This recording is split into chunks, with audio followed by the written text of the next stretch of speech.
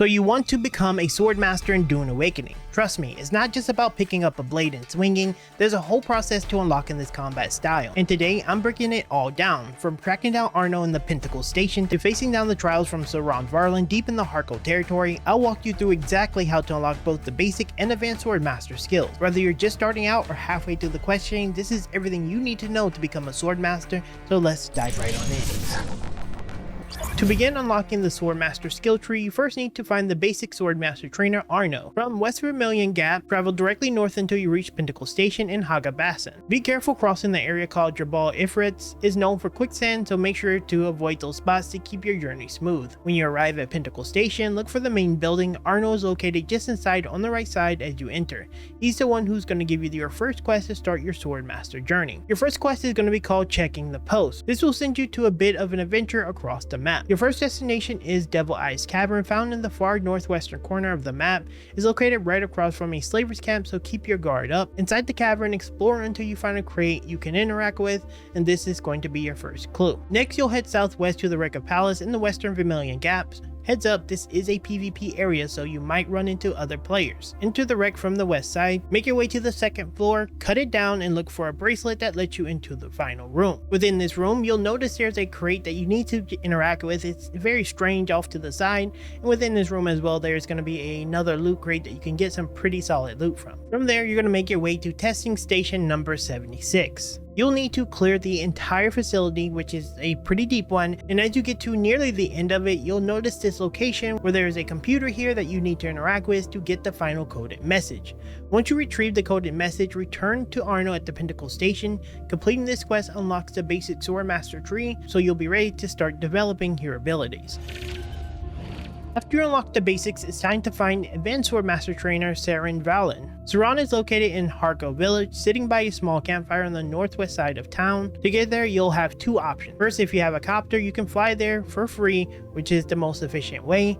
Otherwise, you'll have to pay 2,500 Solari for transport from a trade post. I highly recommend waiting until you have a copter to save time. Traveling on foot will make these quests take significantly longer. Speak with Seron to start a Tormented Soul quest. He'll ask you to gather information about his lost blade from the bar nearby. Inside the bar, you'll find a contract that directs you to speak with Elrond, who is very close by in the back room, which she'll point you to Sandflies, the group that hired her. You'll need to return to Seron after this, and he's going to send you to your next mission, which is to retrieve his hilt from the Western Com Sandfly base on the west side of the east shield wall. I highly recommend when you're flying into Haga Basin that you enter from the north side, slightly angled towards the left part of it so that you can get a direct route to it. Once you're in Haga Basin, make your way here, and within the comm station, you're just gonna fight your way through until you make it all the way to the top, and you'll find someone named the Harpy, which is the Sandfly boss that you'll need to take down.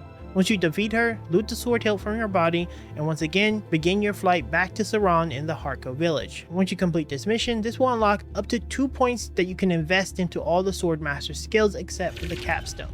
Next, Sauron will send you back to the bar to meet a black market trader named Anoshka. To prove you're in the know, you need to order a Karina brandy with a cigarette twist. After you tell her the secret code phrase, she's going to send you to a Telilaksu trader at Pentacle Station, who will assign you to the lab cleanup quest. From here, you'll need to head north to the testing station number 17, just north of the Pentacle Station, and eliminate 3 hostile human-like experiments. They will attack you at melee, so be ready for close combat. Generally speaking, you should run into these guys about the moment you jump in, so it should be a fairly quick quest, and then after that, you just need to make your way from there back to the trader and finish up the quest. From then, you will get the prosthetic eye and once again make your trip back to the Harko village and present it to Seron. With that, this unlocks the ability to allocate 3 skill points into the Swordmaster tree, of course not counting the capstone skills. For your next quest, this one's going to be actually fairly easy. You're going to just need to once again talk to Seron to begin this quest chain. This quest is simple, as I said a second ago. You just need to use 3 different Swordmaster skills 3 times each. You don't need enemies around, you don't need to do anything, you can just go simply to Haga Basin, which I would highly recommend just flying into the south and just start doing the skills. Once you use the skills, return to Seron and you'll unlock your first capstone skill, Perfect Parry, and gain access to 4 skill points.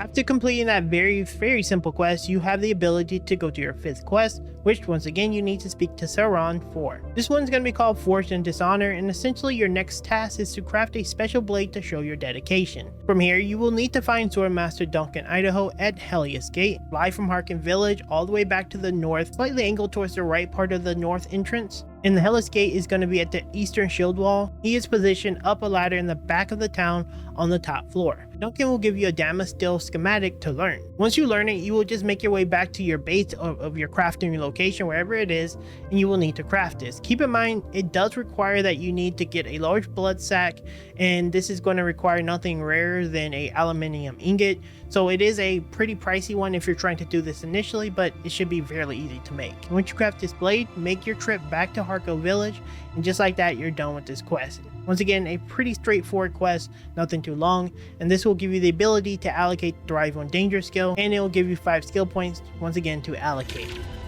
Finally, on the final quest, you're going to need to do the last stand of Seron Varlin. The final quest will send you back to the bar once again with a letter for the Varlin associates requesting a duel. Now keep in mind, after I delivered the letter, I went back to Seron and told him not to do the duel, and it just kind of completed the quest. He gave me the Jolt sword, and I was able to complete the Swordmaster advanced quest line. Again, if you want to try the other option, you can do that, but I have no clue what it's going to give you. After you complete the advanced quest line though, you will unlock the persistent strike skill, and this is going to make it so that you can pretty much unlock everything you want in the entire skill tree as long as you have the skill points.